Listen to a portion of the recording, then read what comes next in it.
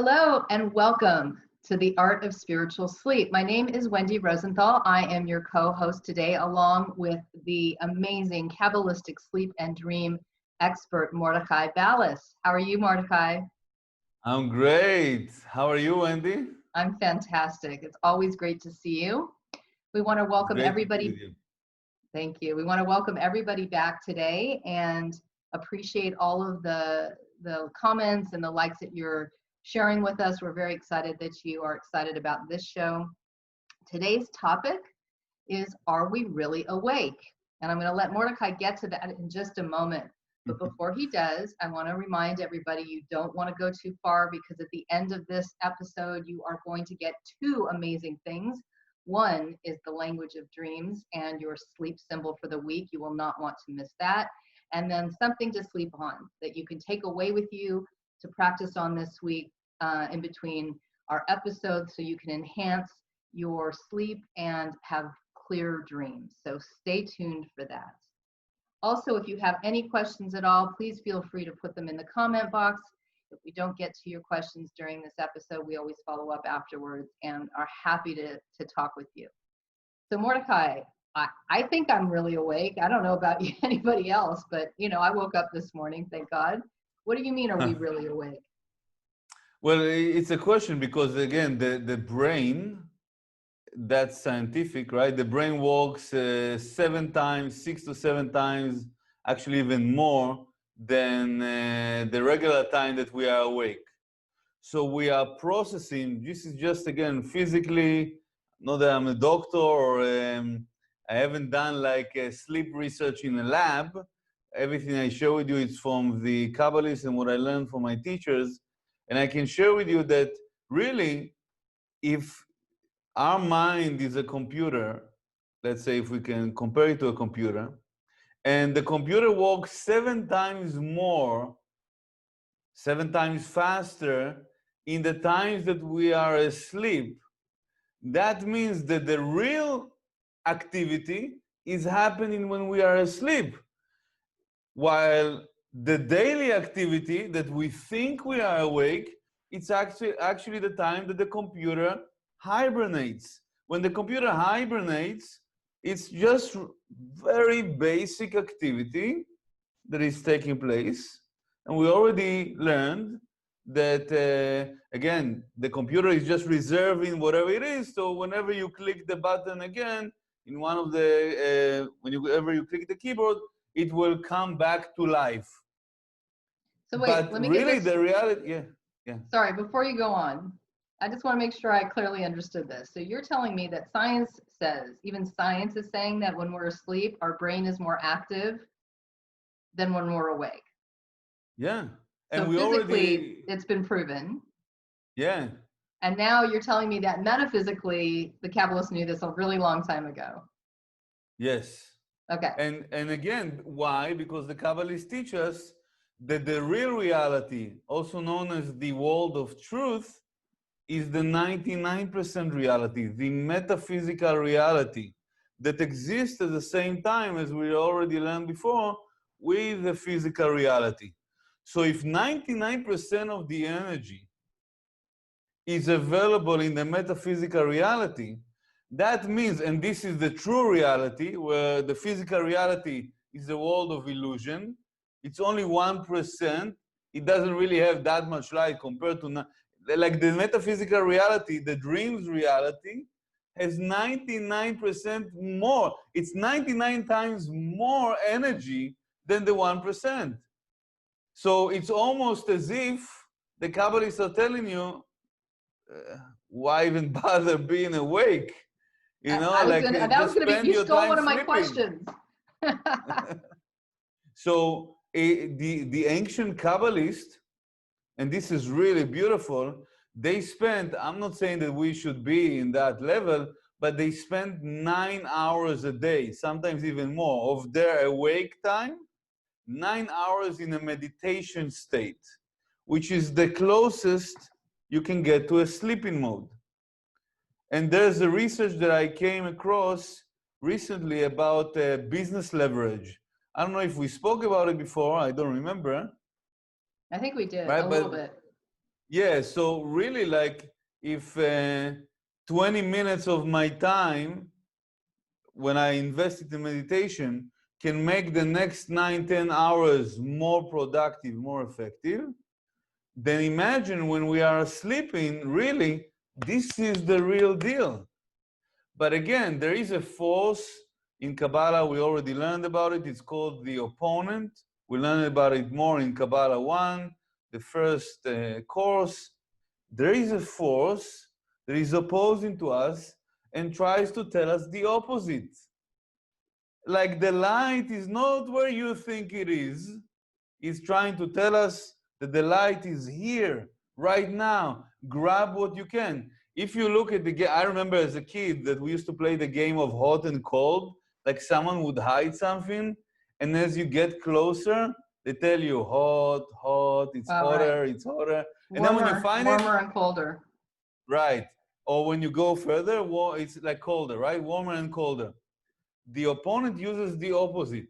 When you get closer, it tells you it's colder. When you get further away, it tells you it's warmer. And So, this is really, everything is the opposite. What's real is the illusion. What seems to be not important is actually the real deal. so is that also connected to the conversation we had last week about the body consciousness versus the soul consciousness and the battle in between? It's almost like the body is giving you this like false sense of what's really going on, right? Yeah, it's trying to tell you the body consciousness is also serving as, again, the vehicle, trying to tell you that what's really important is how much money you make, how are you making progress in your career, are you taking care of me first, the body first, where actually we are here to let our soul shine. Not that the other things are not important, but the ratio is off. It should be 99% investing in our sleep and 1% investing in our physical reality. So, Mordechay, let me ask this question, because it kind of doesn't make sense. Then why is the world set up this way? You know, why do we have to hide? Why does it have to be so strongly, like so far away? We touched a little bit on this last week, but you know, maybe you can go a little bit deeper, because if we're really not awake in you know, in our awakened day, Yes. You know, why don't I just spend the next, you know, I don't know, rest of my life sleeping, and I'll have much better, you know, things happen for me. I'll see the truth more. It's basically being in two places at the same time. On one hand, the game cannot be as challenging, as interesting, the game of life, if everything was proportionate. Like the creator created this world that for everything that has light, there is something on the other side of the scale that is darkness. So for every positive trait that we have, there's also a negative trait that we need to use and transform that darkness to light. The game is about tilting the scale to the light side. But again, if it wasn't, if it was everything clear and straight, the game would be very boring. On the other hand, we still live in the physical reality. So as much as there is so much light in the metaphysical reality wants to be revealed in the physical reality, we need to remember one thing, that someone needs to flip on the switch for the room to be full with light. So I can meditate all day, or I can sleep the whole day. But I live in the world called Malchut, kingdom. This is the world of action.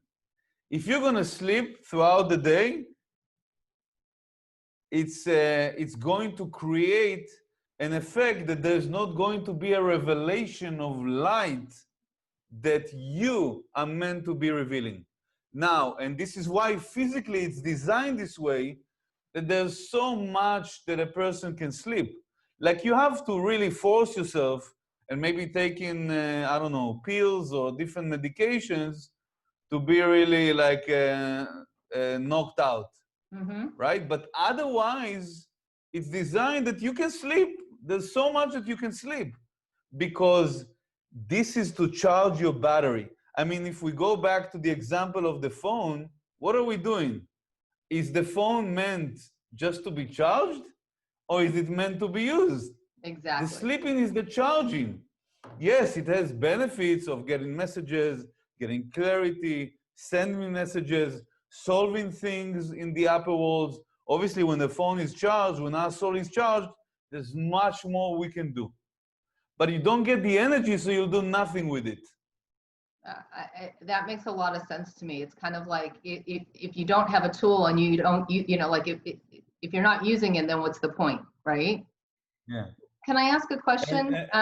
Yeah, and sorry, maybe, go ahead. by the way, maybe this is right now the time to say that still, as much as we spoke about dreams and their importance, I see that many times people find it, I would say, I'm going to be blunt about this, they take it very lightly. And I see it many times with people that come and say, hey, I had a dream. What's the meaning of this? And it's beyond just, I would say, not to put down anything other than dream interpretation, but it's beyond just going to a psychic or any like fortune teller or anything and, hey, just tell me my future. Right. This is serious. And I can tell you right now, from the past day, I interpreted 3 dreams to 2 different people more than a year ago. And to say the least, they didn't really follow up. They didn't really follow through my recommendations. Mm-hmm. I don't want to judge. I'm just pointing it out because it's, for us, it's a wake-up call. And one of the individuals passed away just recently after this individual had 2 dreams that it was clearly saying you need to go and have a checkup. You need really to find out what's going on with you. Also spiritually, but physically. Talking about, physical versus spiritual, physical Right. versus metaphysical. And the other one is facing right now medical challenges that he didn't do anything about that interpretation more than a year ago. So this is not, yes, it's the game of life. We call it the game of life, but this is not a game. This is really serious. Well, and not to scare anybody, but the reality of it is that if the message is coming to you, it's coming for a reason, and that's the importance and why we want to share this wisdom and knowledge through this vidcast. Right. Because and perhaps for the future, when someone comes for a dream interpretation or for the sleep coaching, I can tell them, are you really open to receive the message? Right. Because there has to be some consent, there has to be some agreement of the individual really to be, I know it's a bit on the heavy side, but I feel it's really important that we bring it up as reawakening our consciousness to this is the real deal when we go to sleep.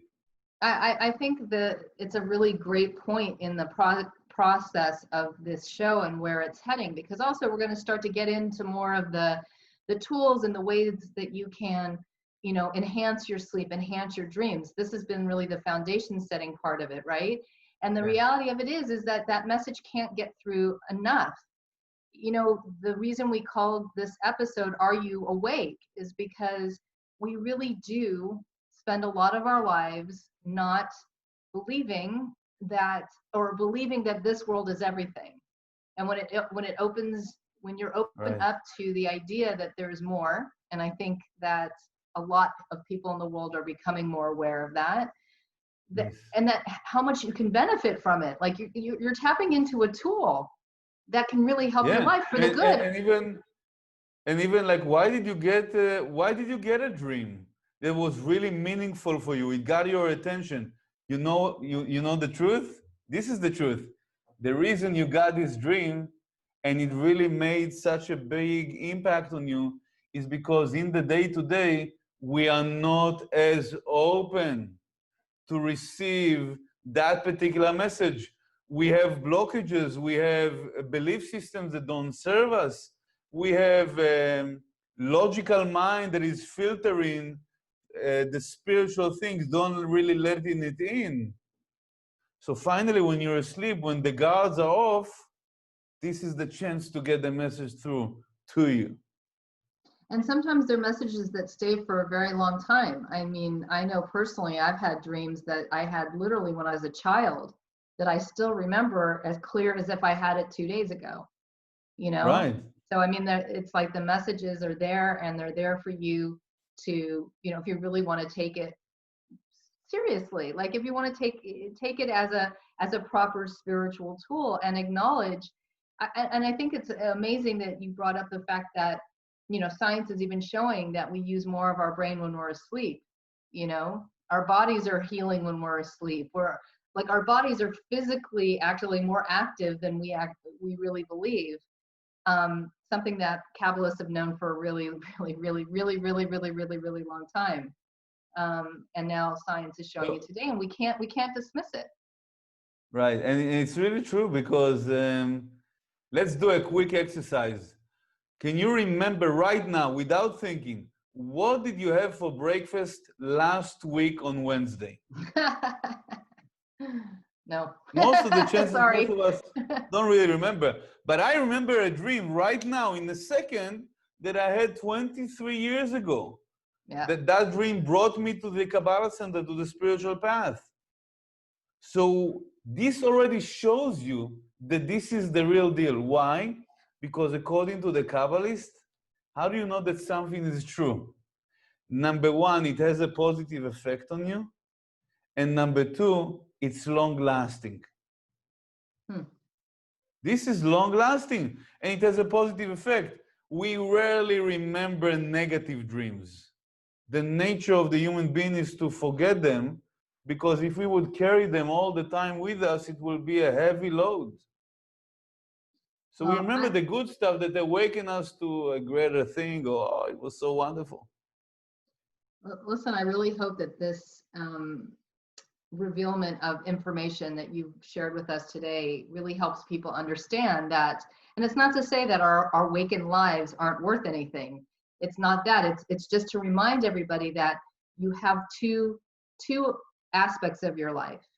One is more connected to the metaphysical world, where you're able to tap into so much information, so many amazing things, and one is related to the physical world, and it's, as you're saying, how you balance the two, not to discount one of them.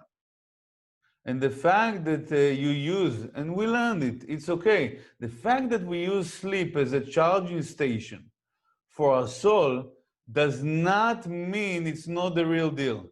Because again, it's counterintuitive. I'm charging right now my phone. My phone is not productive at that moment. It's just charging, but it's counterintuitive. While I'm charging my body, my soul receives the downloads that it needs for the coming day, for the coming week, for the rest of our lives.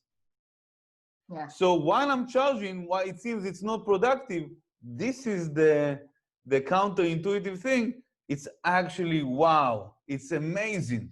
It's really like, this is what you need. It's like someone has a test tomorrow and you get like I remember at least from high school and also a little bit from college, but more from high school, a day before someone gives you a hint of what's gonna be in the test. Don't you wanna get the hints of what's gonna be in the test, the challenge, the opportunity tomorrow? It wouldn't. All right.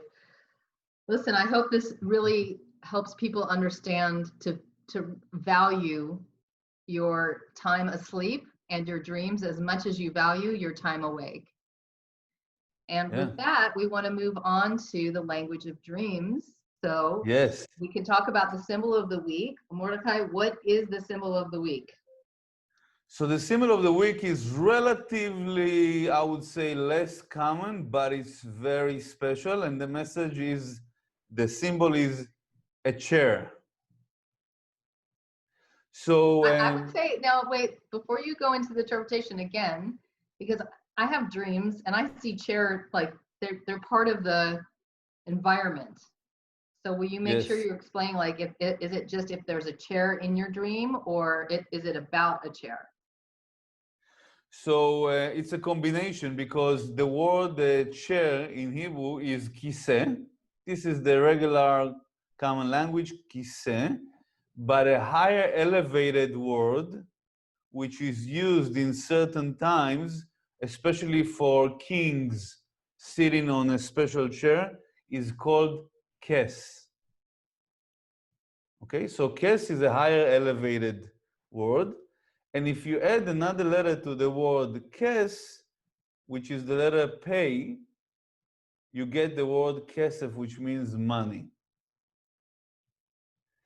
So if you see a regular chair in a dream, like very basic, made from wood, it's a vessel, right? It's a vessel for the energy to be drawn, right? Imagine you were standing for a long time, and eventually you get in a seat. What happens when you get a seat? When we're standing, all the structure of the 10 sephirot, the 10 emanations, the energy of the Creator flows through us. When we're sitting, it's like shrinking the telescope, right? When we're sitting, we let the energy reside within us. So in Kabbalah, we use standing as a way to draw more energy, right? When you're standing, you're more alert. When we're sitting, it's drawing the energy. So kiseh, chair, is an opportunity to draw energy. It's a symbol that talks about drawing energy. It's also related to the vessel, similar to the energy of a house, right?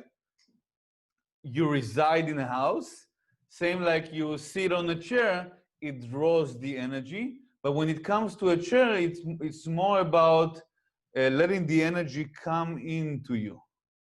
So when someone dreams about a chair, it's actually talking about manifestation. It's talking about revelation of energy. That whatever you've been working on until now, when you're going, you let the energy sit within you. You know, like it's like when we try to give someone great news. So we ask them, "Are you sitting?" Right. Okay.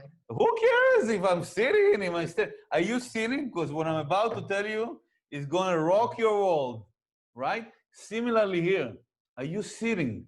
The chair is coming to tell you, let it come to you. Allow this beautiful energy to manifest. And of course, the more beautiful the chair, the more beautiful is the manifestation. Are you going to enjoy the process? Or you're just going to move on to the next thing? And if you see the letter pay, which is like a shape of, I would say like a curly snake, okay? It's like this, right? So if you see the letter pay and you see a chair, that means it's gonna be a great manifestation of money. And if the chair is really beautiful, it's really going to be a great elevation. It's also said that the Creator has a beautiful chair. It's called the chair of honor or the chair of throne. What if you see lots of chairs? Again, what if it's in the, like, it's just part of the scenery? Does it still mean something? So lots of chairs, it's lots of, and again, you have to realize, is it just part of the scene or it's catching your attention? Okay. If you already told me that this is, I saw lots of chairs in the dreams, it means it really got your attention. Or you're saying to me, I just went into the dining room, there were a few chairs there. It's not really, but if the dominant symbol, or it's really taking a big part of the dream, is the chair, that's something to it. If the leg is broken, let's say in one of the chairs, it can indicate that there can be a manifestation if it's just one leg that is broken, but it might be bumpy. It might not be as stable. If there's more than one leg, like the chair is broken, there's something that we need to do to amend, to fix, so the manifestation, to allow the manifestation to take place. Great. Never would have put those two together, but that's amazing. That's why I love this part of the show. All right. And then let's give our audience something to sleep on this week. You kind of already alluded to it. So tell Yes. us what it is. So we, as in a connection, really, because we want to reinforce your importance, your energy that you're giving to the world of dreams, to the world of sleep, that this is the core, this is the 99%. Yes, during the day, you can meditate and you can connect to the 99%. And you can reach very high levels. And yet, the sleep is something that is given to us, even if, as Wendy said in the past, we all sleep. Even if we don't all meditate, we all sleep. So we want to reinforce that energy. Hopefully, this session today was a sort of a wake-up call of our consciousness to really see how important, so important. We need to remind ourselves because our tendency is to forget, yeah, I had a dream, you know? So what we want to give to you is an exercise that you close your eyes and before you, you have a piece of paper and a pencil and you start, you can even put yourself a music, you start to write down every time you start to go through all, because once you close your eyes, you let go of the physicality, you start to go through all your memories from day zero, from the time you were born until you were 18. Every time you remember a memory comes to your mind. While you're closing your eyes, you put a dot on the piece of paper. And at the end of the session, which can be 10 minutes, 15 minutes, as long as you want, once you reach the age of 18, you open up your eyes and you count how many dots you have. Now, this is going to be mind-blowing for you, guaranteed. Why? Because if you really remember all the 18 years, which is pretty much impossible unless you have really phenomenal memory, and if you do, then for sure it's going to serve you for dreams. There's not going to be many dots on the piece of the paper. And then what you can do is take another piece of paper and write down maybe even dreams that you remember from all your life. And you'll be amazed. And it's not necessarily about the quantity, it's about the quality. Some of the dreams we remember so vividly. But even if you are not the type of person that really remember your dream, it's still mind-blowing to see, wait a second, 18 years of my life. And what I remember is what? 50 memories? 100 memories? 18 years! For some of us, it's half of our lives. Maybe even more. Right. So the point is to show you that is to help you see how much of your sleep life you do remember. So when you compare it, it's quite amazing. Show you that this is the real deal. Because you don't really remember much from 0 to 18, it shows you that the physicality was not so, it's not the real deal. Exactly. And you can see that the memories that you do have, many of them actually going to be with an internal meaning, which right. to show you that even that memory, yeah, even that memory was something that belonged to the 99% reality. I can't wait. I am going to do that very, very soon after we get off this show today. Thank you, Mordechay, so much for all the information. We really appreciate it. Thank you all for watching. I want to remind everybody that you can find us on Facebook at The Art of Spiritual Sleep. Join our group on Instagram at Art of Spiritual Sleep. We are also now have a YouTube channel, which is also called The Art of Spiritual Sleep, where you can find all of these shows archived at least. So if you've missed any, you can find it in any of those places. All of our Something to Sleep On will be on all of our social media. So if you do miss something, you can find it there. Also, I want to let you all know we now have The Art of Spiritual Sleep as a podcast. It should be on any of your favorite podcast platforms. So please check it out, subscribe, and share.